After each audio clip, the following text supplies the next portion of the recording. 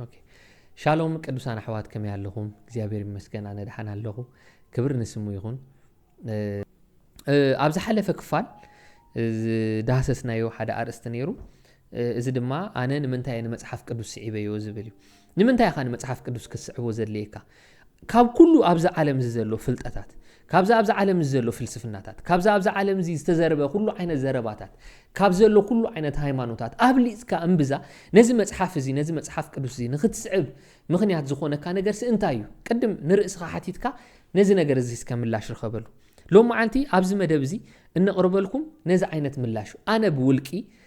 እቲ ዝበዝሐ ህዝቢ ዓለም ድማ ብፍላይ ድማ ንመጽሓፍ ቅዱስ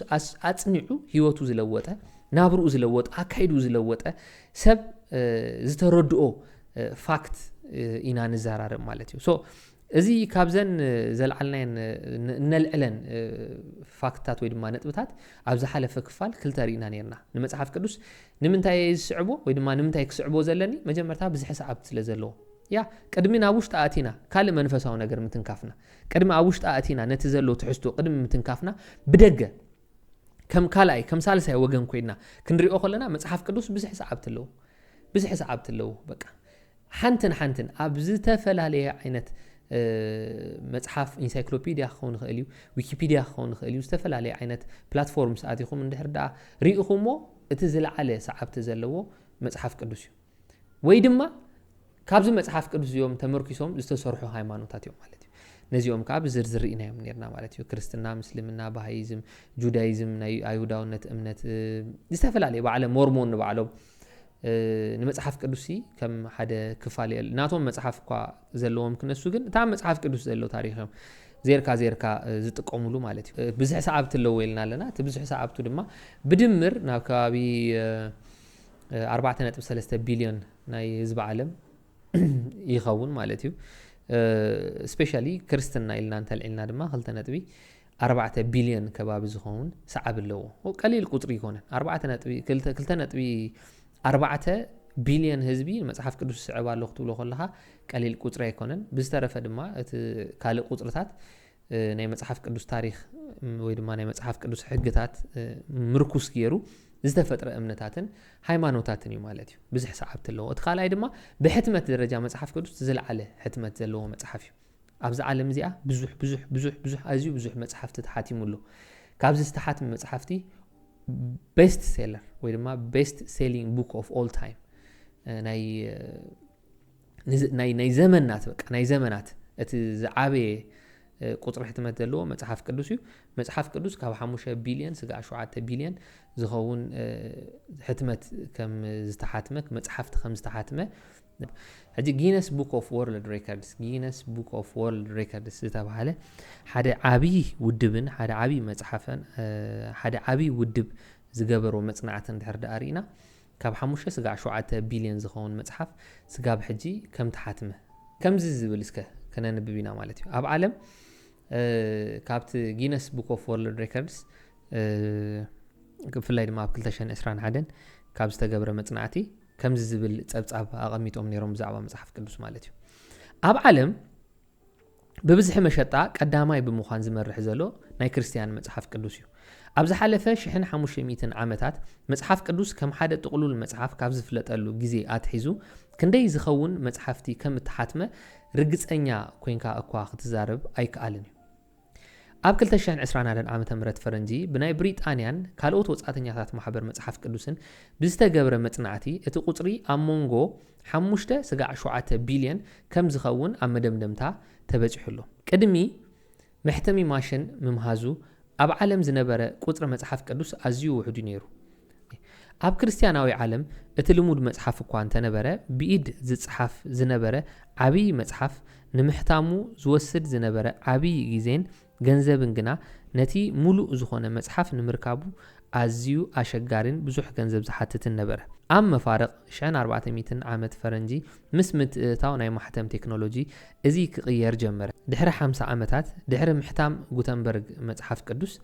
ኣብ ኤውሮጳ ጥራይ ከባቢ 15 ሚልዮን መጽሓፍቲ እቲ ዝበዝሕ መጽሓፍ ቅዱስ ተሓትመ ቴክኖሎጂ እንዳዓበየን መሃይምነት ድማ እንዳጠፈአን ብዝመፀ ምፍራይ መጽሓፍ ቅዱሳት ድማ ብኡ መጠን እንደዓበየ መጸ ክሳዕ 1815 ዓመተ ምህረት ፈረንጂ ቁጽሪ ዝተሓትመ መጽሓፍ ቅዱሳት ኣስታት 1.3 ቢልዮን በጽሐ ኣብ ታሪኽ መጽሓፍ ቅዱስ እምኒ ኩርናዕ ዝኾነ ፍጻሜ ድማ ኣብ መፈለምታ 1900 ክፍለ ዘመን እተን ናይ መጀመርታ ማሕበራት መጽሓፍ ቅዱስ ምምስራተን እዩ እዘን ማሕበራት ብዙሕ ቁጽሪ ዘለዎ መጽሓፍቲ ብምእዛዝ ከም ክፋል ናይቲ ሚስዮናዊ ተልእኾን ብናጻ ወይ ከዓ ኣዝዩ ትሑት ብዝኾነ ዋጋ እንዳሸጣ ዘርግሕኦ ካብዚ ግዜ ጀሚሩ እቲ ዝበዝሕ መጽሓፍ ቅዱስ ብናጻ ኣብ ዓለም ተዘርግሐ ብናይ ብሪጣንያን ካልኦት ወጻተኛታት ማሕበራት መጽሓፍ ቅዱስ ኣብ 1800 ባዶ 4 ዝተመስረተ ብዝተገብረ መጽናዕቲ 2.458 ቢልዮን ዝተቐመረ ቁጽሪ መጽሓፍ ቅዱስ ኣብ መንጎ 1815 1975 ተሓቲሙ እዚ ሕጂ 2.458 ቢልዮን ሕትመት ንብሎ ዘለና ካብ 1815 ስጋዕ 1975 ዓመተ ምህረት ዝተቆጽረ እዩ በገባብ እቲ ሕትመቱ ተቆጽሩ እዩ ማለት እዩ ሽዑ ብድሕሪኡ እዚ ካብ 5.7 ቢልዮን ዝበሃል ግምት ዝተበጽሐ ነዚ ቁጽሪ ምስቲ ዓመታዊ ሕትመት ዘለዎ መጠን መጽሓፍ ቅዱስ ብሕቡራት ማሕበራት መጽሓፍ ቅዱስ ወይ ድማ ዩናይትድ ባይብል ሶሳይቲስ ዓለም ለኻዊ ጽላል ውድብ ብዝወፀ ጸብጻብ ብምድማር እዩ ኣብ 21 ክፍለ ዘመን ኣብ ዓመት 80 ሚልዮን መጽሓፍ ቅዱስ ይሕተማሎ ብምባል ጸብጻብ ኣቕሪቡሎ ማለት እዩ ጊነስ ቡክ ኦፍ ወርልድ ሬከርድስ ዝበሃል ውድብ ብዝገበሮ መጽናዕቲ መሰረት መጽሓፍ ቅዱስ ክንዲ ዝኣክል ዓብይ ሕትመት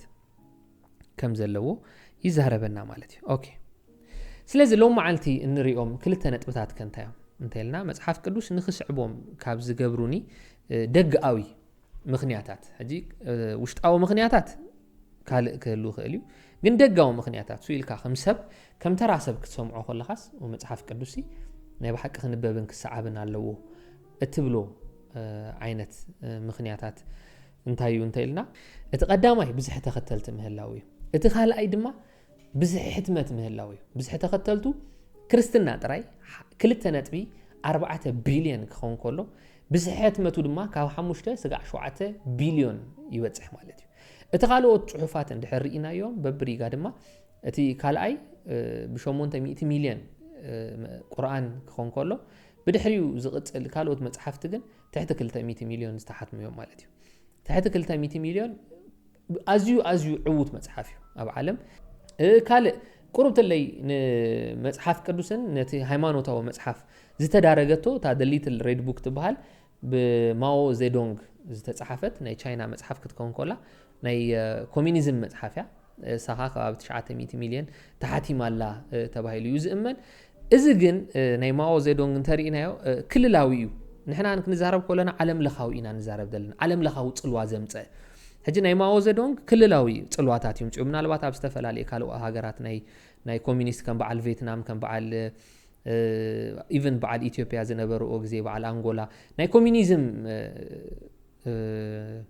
ኮሚኒዝምን ናይ ሶሻሊዝምን ስነ ሓሳባት ኣዝዩ ዝውዓው ኣሎ ኣብ ዝነበረሉ ግዜን ወቕትን ምናልባት ንሰብ ጸልዩ ክንብል ንኸይና ንጥፋኣት ከዓ ምኽንያት እዩ ኮይኑ ሓቂ ዘረባ ንምንዓብ ምኽንያት እዩ ኮይኑ ሞርግን ስጋብ ሕጂ ትገጅፍ ጽልኡ ኣብ ቻይና ጥራይ ኣብታ ሃገረ ቻይና ሰኻ ብዙሕ ህዝቢ ስለ ዘለዋ ክንድኡ ኸይዳ እምበር ዓለም ለኻዊ ጽልዋ ክንድኡ ዘምፀ ኣይኮነን ምስ ግዜ ከዓ እንዳተሰዓረ መጽኡ ማለት እዩ ሕጂ እንተሪኢኹሞ ናይ ብሓቂ እቲ ኮሚኒስታዊ ናይ ማኦ ዜዱንግ ስነ ሓሳብ ናይ ብሓቂ ይነብርዎ ኣለዉ ትብሎም ሰባት ሂደት እዮም ዋላ ኣብ ቻይና ሰብ ካፒታሊስት ኮይኑ እዩ ገንዘብ ከጥሪ ሃብቲ ከጥሪ ከም ድሌቱ ክንቀሳቀስ ብዙሕ ምቁጻራት ዋላ እንተሎ ካልእ ነገር እውን ክንሪኢና ኢና ማለት እዩ ኖርማል ተራ ዝኾነ ዓለማዊ መጽሓፋት ድማ ክንሪኦ ከለና ደ ቴል ኦፍ ቱ ሲቲስ ናይ ቻርልስ ዲከንስ ጽሓፎ 200 ሚልዮን ተሓቲሙሎ ደ ሊትል ፕሪንስ ዝበሃል አንቷን ጽሓፎ 200 ሚልዮን ተሓቲሙሎ ሃሪ ፖተር ብፍላይ ድማ ሃሪ ፖተር and the philosopher's stone ትብል 120 ሚልዮን ተሓቲማላ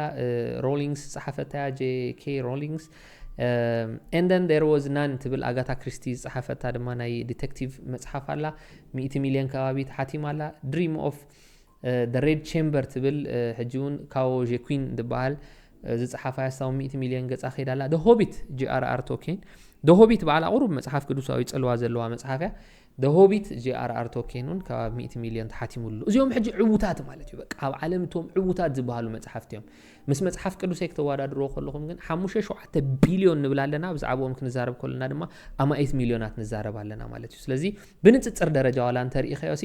እንድሕር ናይ በሓቂ ኣነ ምሁሬ ፈላጤ የንብብ ትብል እንድሕር ኮይንካ መጽሐፍ ቅዱስ እንተ ዘየንቢብካ ገና አይፈለጥካን ገና አይተማሃርካን ዘለኻ ማለት እዩ ምክንያቱም ቶም እስኻ ዘንበብካዮም መጽሐፍቲ እስኻ ትንየተሎም ዘለኻ መጽሐፍቲ ዋላ በሕትመት ደረጃ ብጽልዋ ደረጃሲ ክንደናይ መጽሐፍ ቅዱስ ጽልዋ ዘምጹስ አይኮኑን ማለት እዩ መጽሐፍ ቅዱስ መንባብካ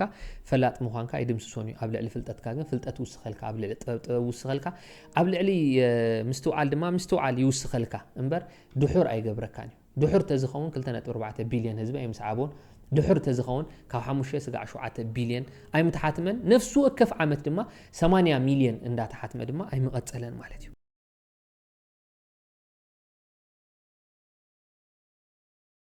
ኦኬ ናብ ሳልሳይን ናብ ራብዓይን ነጥቢ ክንሐልፍ ኮለና መበል ሳልሳይ ነጥቢ ጌራ ቀሚጥዮ ዘለኹ ውጹእ ትረኻ መጽሐፍ ቅዱስ ምናልባት ዝተቆራረጸ ዘይርዳእካ በትን ገለ ዝተበታተኸ ታሪኽ ኮይኑ ክስማዓካ ይኽእል እዩ ስለ ዘየንበብካዮ ድማ ይኹን ኮይኑ ክስማዓካ ማለት እዩ ጽቡቅ ጌርካ አንተ ተንብቦ መጽሐፍ ቅዱስ ወይ ድማ ጽቡቅ ጌርካ አንተ ትሪዮ ጽቡቅ ጌርና ንኽንሪዮ ዕድል እንተንረክብ መጽሐፍ ቅዱስ ውጹእ ትረኻ ንሓደ መጽሐፍ ዕውት ትብሎ ብትረኹ እዩ በቃ በየን ጀሚሩ ናበይ ገጹ ኸይዱ ኣበይ ከ ይውድእ መጽሐፍ ቅዱስ መጀመርታ ኣለዎ ኣካይዳ ኣለዎ መወዳእታ ድማ ኣለዎ ልክዕ እቲ ጥዑይ ዝበሃል መጽሐፍ ከም ዘለዎ ማለት እዩ መጀመርታ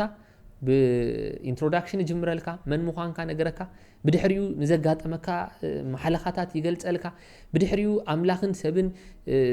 ዘለዎም ርክባት ኣምላኽ ንሰብ ክቆርቦ ይፍትን ሰብ ካብ ኣምላኽ ክርሕቕ ይፍትን ወይ ድማ ሰብ ንኣምላኽ ክቆርቦ ፍትን እሞ ኣምላኽ ዘይቀረብ ኮይኑ ይረኽቦ ኣብ መንጎ ሰብን ኣብ መንጎ ኣምላኽን ዝነበረ ጋግ ኣዝዩ ገፊሕ ኮይኑ ይረኽቦ ምስጋሩ ስእን ስለዚ ኣምላኽ መሳገር ድልድል ይሂቦ ነቲ መሳገር ድልድል ክጻወሮ ስለዘይ ከኣለ ድማ ካብቲ ድልድል እንዳነጠበ 10 ግዜ እንዳወደቀ ናብቲ ኣምላኽ ገጹ ምቕራቢ ስእን መወዳእታ እግዚኣብሔር ሓደ ጽኑዕ ድልድል የዳሉ እቲ ጽኑዕ ድልድል ድማ ዝረኸቦን ነቲ ጽኑዕ ድልድል ክሳገሮ ኢሉ ንዝመጸን ድማ ጸጋ ዝበሃል ነገር ተሰኪሙ ናቲ ድልድል ኣሳጊሩን ኣምላኽ ይብጽሖ ማለት ስለዚ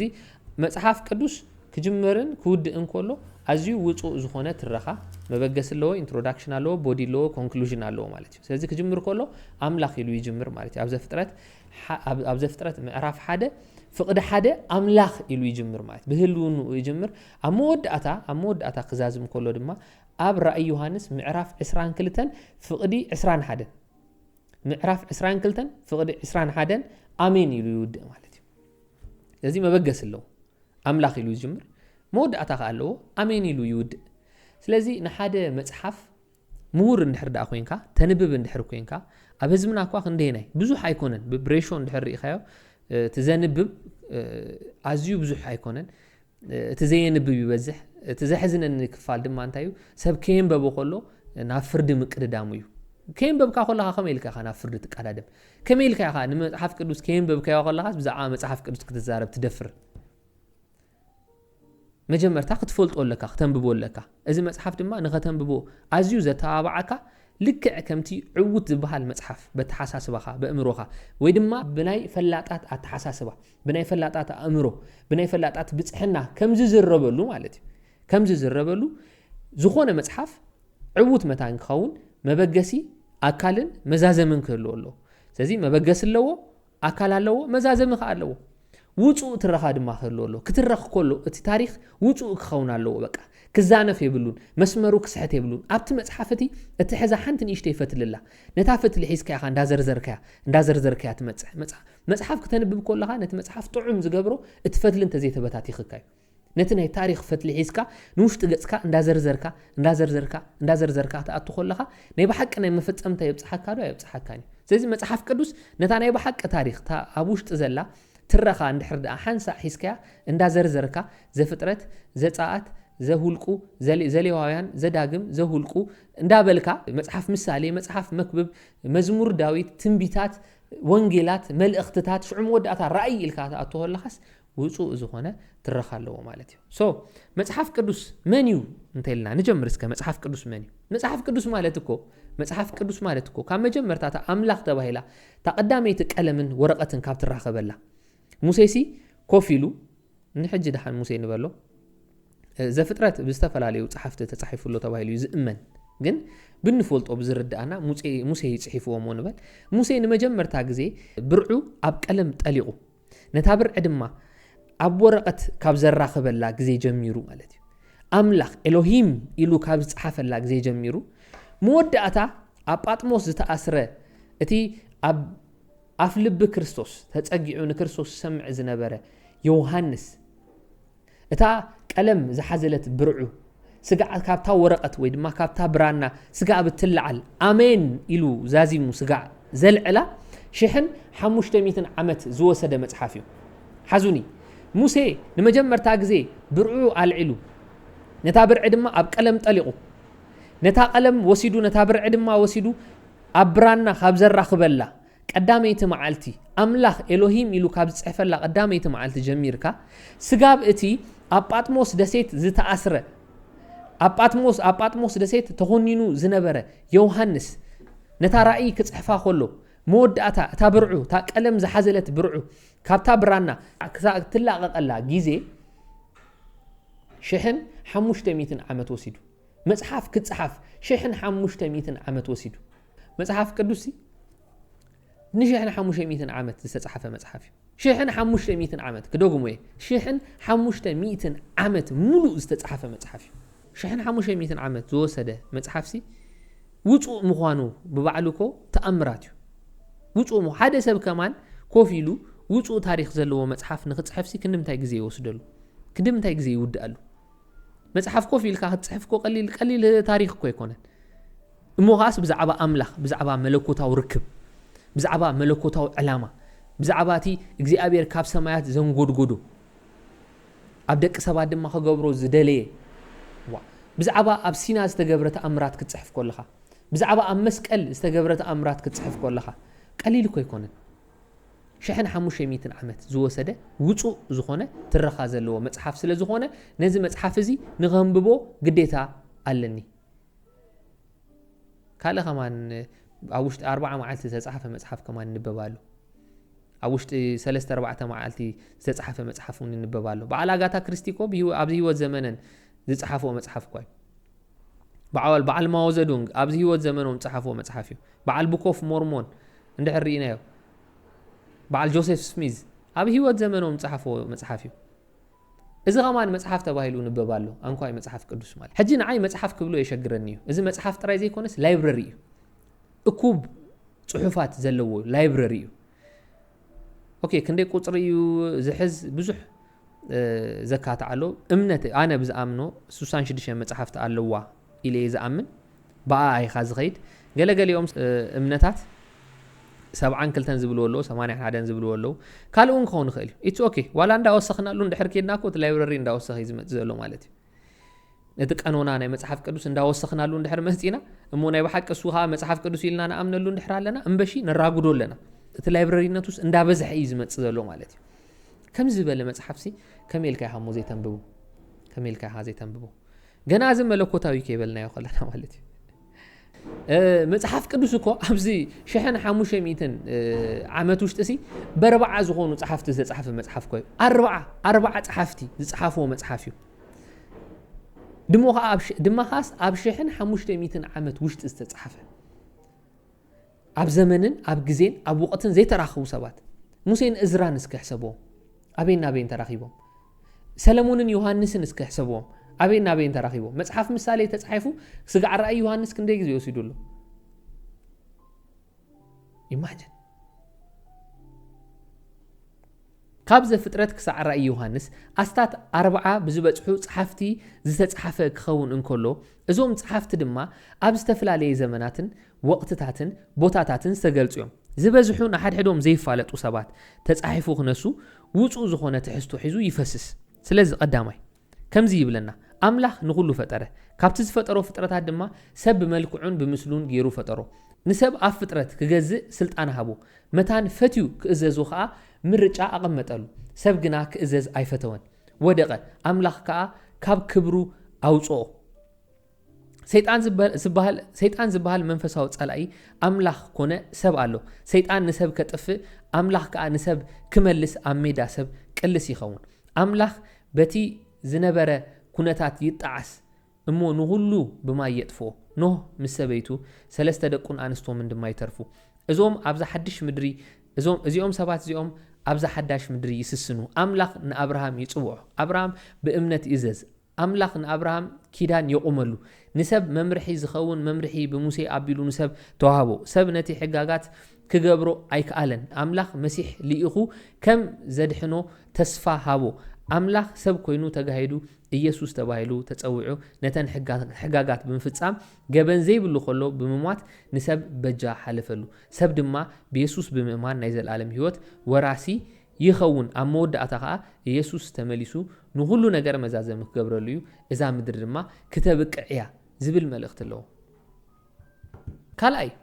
ንመጽሓፍቲ ተፈተውትን ተኣመንትን ዝገብሮም ውጹኣት ምዃኖም እዩ ኣዘናትዎኦም ድማ ዘይተሰባበረ ክኸውን ከሎ እዩ ልቕብቃብ ዝበዝሖ ዛንታ ንክትስዕቦ የሸግረካ እዩ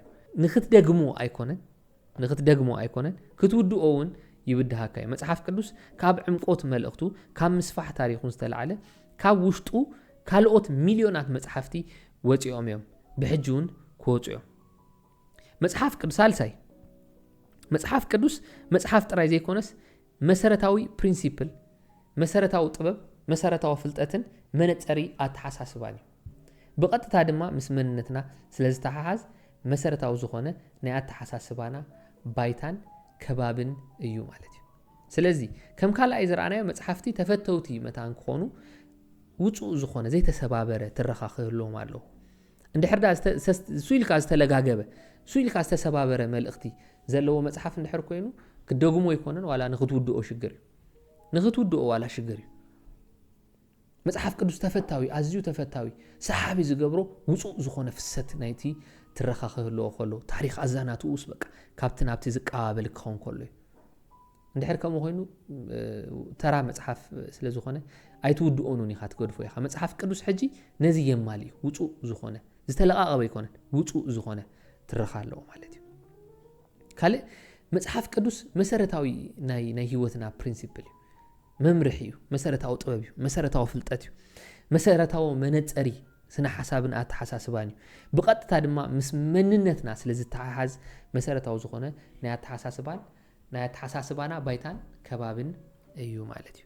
ስለዚ ቁጽሪ 3 ኮንሲስተንሲ ወይ ድማ ኮንሲስተንት ሂስትሪ ኤንድ ፍሎለስ ናሬሽን ኣለዎ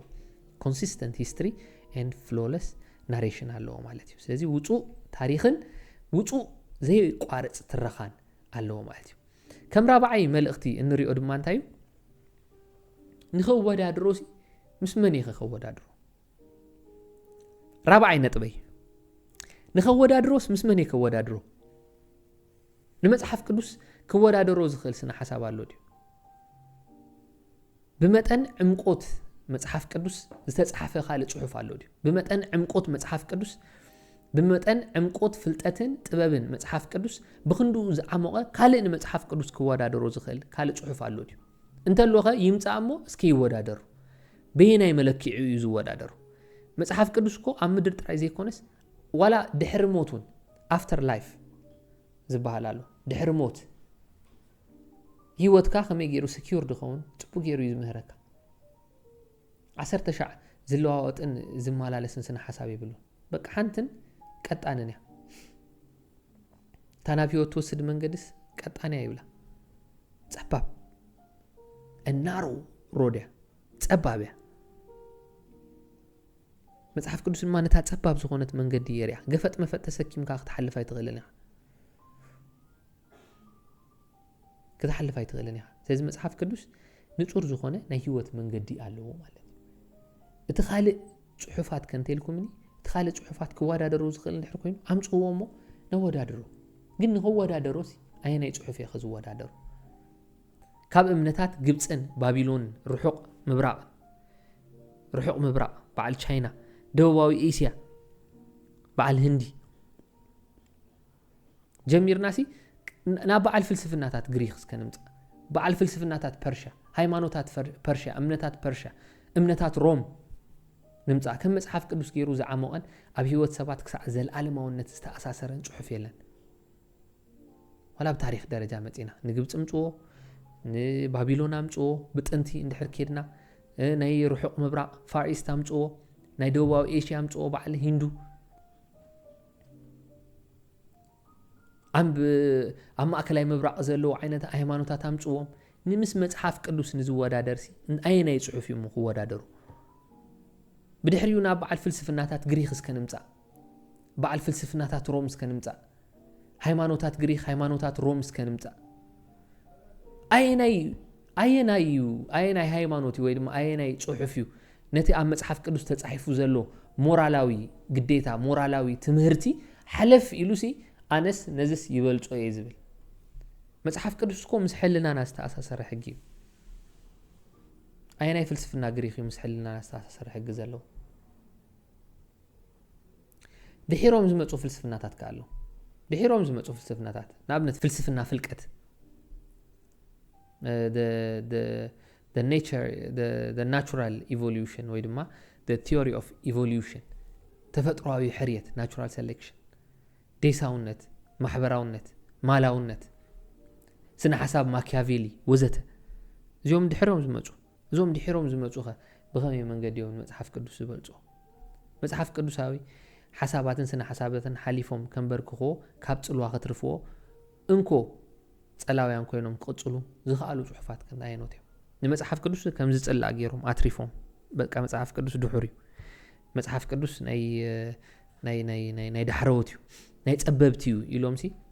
ندحريت كترفو موساتهم نغسلطنو سوم نخعبللو زفتنو مو عبليلهم مسترفو عينوتهم كلهم اب غزيهم تسعيرو مصحف قدوس كي تسعرسك حاجة غطيل اتوم زبزحو خاء اب كل سا حساباونت زنبرو ناب قبراونت وريدوم عاوت زمصون ايكون اب قمتاوي ويدما assumption استمركوسيو بسنة فلتاتون انت متينا سالساي سنة فلتات مالتكو رخبت مالتي ساينس مالت رخبت مالتي ساينس سلازي تمهاركا ويدما ساينس سلازي فلتكا ካብዛ ኣብዛ ዓለም ዘሎ ፍጥረታት ድማ ገለ ውሑድ ነገር ስለዚህ ፈለጥካ ንመጽሐፍ ቅዱስ ድሑር ይኽትብሎ ይትኽለኒ ኣይትኽለኒ መሰሉን ይብልካን ባይ ዘ ወይ ዋላ ትፈልጦ ዘለኻ ፍልጠት ጸቢ ባዮሎጂስት እንድሕር ኮይንካ ቁሩብ ገለ ሴል ኢኻ ፈሊጥካ ዲኤንኤ ኢኻ ፈሊጥካ አርኤንኤ ኢኻ ፈሊጥካ ኒውክሊየስ ኢኻ ፈሊጥካ ባክቴሪያ ኢኻ ፈሊጥካ ኬሚስት እንድሕር ኮይንካ ኬሚካል አቃሚምካ ኢኻ ገለ ጉዳይ ሰሪሕካ ዘለኻ ካብውን ላዕሊ ዋላ ሓንቲ ይገበርካን ንመጽሐፍ ቅዱስ ድሑር እዩ ክትብሎ ንመጽሐፍ ቅዱስ ኣይጠቅምን እዩ ክትብሎ ናይ ድሑራት እዩ ክትብሎ መሰል ከማን ይብልካን ስለዚህ እስኻ ተምጾ ዘለኻ ቲዮሪ ሳይንስ ተማሂረ ሳይንስ ፈሊጠ ታሪኽ ፈሊጠ ፍልስፍና ፈሊጠ ኢልካስ ተምጾ ዘለኻ ቲዮሪሲ በናይ መለክዑ እዩ ንመጽሐፍ ቅዱስ ሽዑር በናይ መለክዑ እዩ እንደርዳ በከምዛ ዓይነት ስነ ሐሳባት ብዙሕ ፍልጠት ዘለኩም ሰባት ተለኹም ኣብ እንተለኹም ኣብ ኮሜንት ሴክሽን ጽሓፉልና ሕቶታት ተለኩም ሕተቱና ግቡእ ዝኾነ መልሲ ድማ ክንበኩም ኢና ማለት እዩ መልሲ ተዳሊና መጺና ግቡእ ዝኾነ መልሲ ክንበኩም ኢና ምስ መጽሐፍ ቅዱስ ኣነጻጺርኩም ሲ መጽሐፍ ቅዱስ ብኸምዚ መንገዲ እዩ ካብ ከምዚ ዓይነት ስነ ሐሳብ ዝሓመቐ እንተ መጸ ምብራቃዊ ስነ ሐሳብ እዩ እዚ ናይ ኢስተርን ሪሊጅን ዝበሃል ማለት እዩ በዓል ሂንዱይዝም በዓል ቡድሂዝም በዓል ኮንፊውሽኒዝም ኔሚት እዚኦም ናይ ማይንድ ፊሎዞፊ ጥራይ ጉታማ ቡዳ አስተንቲንካ ንዘል ዓለማውነት ገጽካ ንኽጠፍ ናብ ዘል ዓለማውነት ገጽካስ ንኽጠፍ እቲ ምድራዊ ህይወት ብስርዓት ከይነበርካ ሶሻላይዝ ከይገበርካ ስብእናኻስ ምስ ስብእና ካልኦት ሰባት ኣዋሃይድካ ከይነበርካ ኮለኻ ብምስትንታን ጥራይ ካብ ናይ ዓለም ዝሓጢያትሲ ርእስኻ ብምፍላይካ ጥራይ ናብ ዘል ዓለማውነት ናብቲ ኮስሞስ ወይ ናብ ጋላክሲ ገለ ክትጠፍ ንምንታይ ንዑ ስዕቡ ንምንታይ መዋእለይ ኣስተንቲነ ኣብዛ ምድሪ እዚኣ ክነብረሉ ዝግባኣኒ ግዜ ምስ ሰብ ተፋቂረ ተሳኔ ክኸደላ ዝግባኣኒ ዋላ ፅልእ እንከሎ ንፅልእ እንዳሰዓርኩ ክኸደሉ ዝግባኣኒ ኤክስፒሪየንስ ኮይ ዋላ ፅልኢ እዚ ንሪኦ ዘለና መከራ ሽግር ገለ ንብሎ ዘለና ኤክስፒሪየንስ እዩ ክትሓልፎ ዘለካ ኤክስፒሪየንስ እዩ ከም ሰብ ስብእናኻ ክሓልፎ ዘለዎ ኤክስፒሪየንስ እዩ ነዚ ነገር ሓሊፍካ ዝተማቒርካ ብማእኸል እቲ ፈተናታትካ ድማ ዕውት ኮይንካ ወፂኻ መወዳእታ ኣነ እኮ ተዓዊተ እየ ክትብል ክትክእል ኣለካ እምበር ሱ ኢልካ ኣስተንቲንካ ጥራይ ናብ ዘለኣለማውነት ክትከይድ ኣይትኽእልን ኢኻ ሂንዱ ምፅኦ ሪኢንካርኔሽን ደጊምካ ምውላድ ጥዑይ ሰብ ተኮይንካ ጥዑይ ነገር ተሰሪሕካ ላም ኮይንካ ትፍጠርካ ላይ ግዜ እንድሕር ከዓ ሕማቕ ትገብር ነርካ ድማ ኣይዶኖ ምናልባት ሓሰኻ ሃማ ኮይንካ ትፍጠር ትኾን ሪኢንካርኔትድ እንዳኾንካስ ኣብ መወዳእቱ ሲ ናብ ኢንፊኒቲ ናብ ኤተርኒቲ ኩሉ ኮነት ዘለኣለማውነት ደልዮ እዩ ዝገርም ሰብ ምዃኑ ኣይተርፎን እዩ ባይተ ወይ ዋላ ሕብሪ ተቐየረ ጸሊም ተኾንካ ብጫ ተኾንካ ብራውን ተኾንካ ብዘየገድስ ጻዕዳ ተኾንካ ብዘየገድስ ሰብ ምዃኑ ኣይተርፎን ስለዚ ሰብኣዊ ሕልናን እቲ ኣብ ሕልናና ዝተጻሕፈ ሕግን ኣብ ኩላትና ሕብሪ ዋላ እንተ ተቐያየረ ኣብ ኩላትና ኣሎ ነዚ ክትክሕዶ ከተምልጠሉ ይትኽእልን ኢኻ ብሙሉኦም ነዚ ናይ ሃይማኖታት ናይ እምነታት ፍልስፍና ዘፍለቁ ሰባት ብሙሉኦም ከማና ሰባት እዮም መጽሓፍ ቅዱስ ብዛዕባ ናይ ሰብ ፍልቀተ ስነ ሓሳብ ኣይዛረበልና መጽሓፍ ቅዱስ ብዛዕባ ኣምላኽ ይዛረበና ስለዚ ንኸወዳድሮስ ምሰየናይ ቃሌ ምሰየናይ መጽሓፍ እዮም ከወዳድሩ ንመጽሓፍ ቅዱስ ምሰየናይ ጽሑፍ ከወዳድሩ ንኽወዳደር ማለት እዩ ብቐሊሉ እቲ ራብዓይ ነጥቢ ንመጽሓፍ ቅዱስ ክስዕቦ ዝገብረኒ ንኽወዳድሮስ ዘወዳድሮ ካልእ ጽሑፍ የለን ኣትኦል እንተሎ ኣብዚ ኮመንት ሴክሽን ጻሓፉለይ ከምዚ ዓይነት መጽሓፍ ኣሎ በሉኒ ኣምፂናኻ ክንሪኦን ክነወዳድሮን ካብኡ ዝሓለፈ ብተረፈ በዓል ሶቅራጠስ በዓል ፕሌቶ በዓል ኣሪስቶትል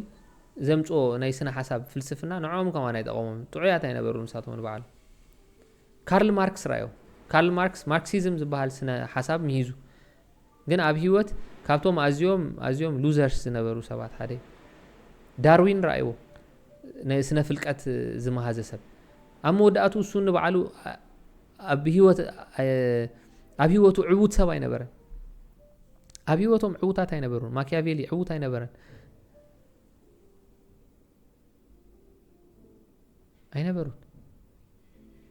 ዕዉታት ኣይነበሩን ኣብ ህይወቶም ኩሎም ድማ ሞይቶም እዮም እቲ መጽሓፍ ቅዱስ ዝዛረበሉ ሰብ ኢየሱስ ክርስቶስ ግን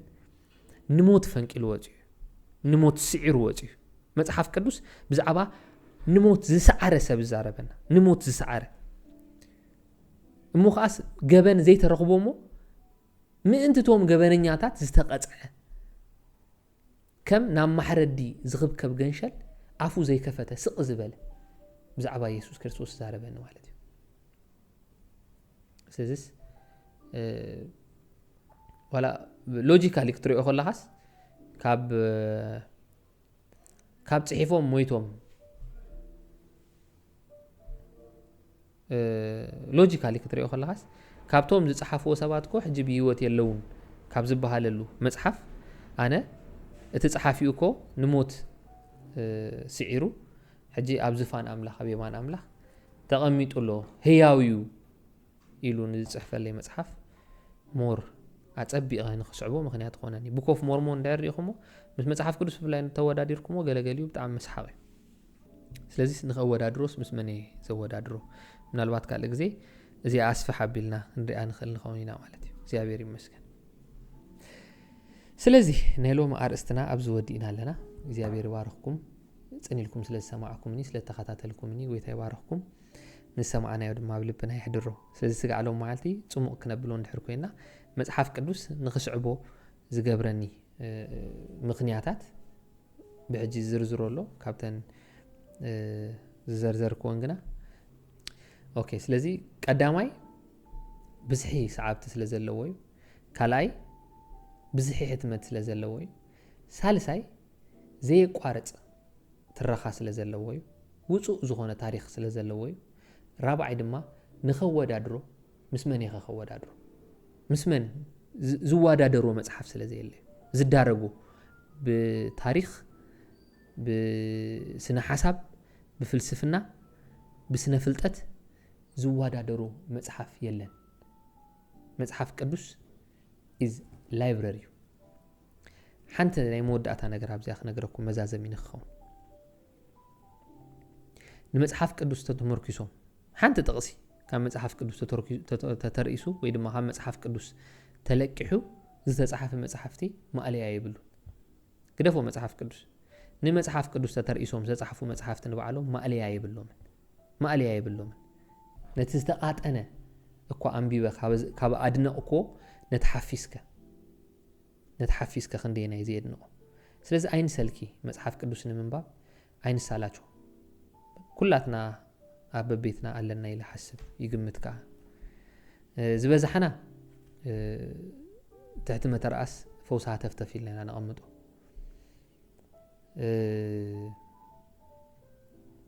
መጽሐፍ ቅዱስ ግን ፈውስ ሃተፍተፍ ጥራ ይሆናል ولا فوس هالولو اونيو قالات كاي قانيو حسابات كاي قانيو تطقم سب تحيش سب كم تخوني يغبركاي مالتي سيزي زود حنكم بتعامي زمسجن امود اتا نزي فيديو زي تطقم دا اند حر كوينو رخيبكمون تطقيمكم ناي بحق انت تتابعيكم له ناي بحق مصحف قدوس نختم ببو اندحر دا الله عائلكم شير غبرو لايك غبرو سبسكرايب غبرو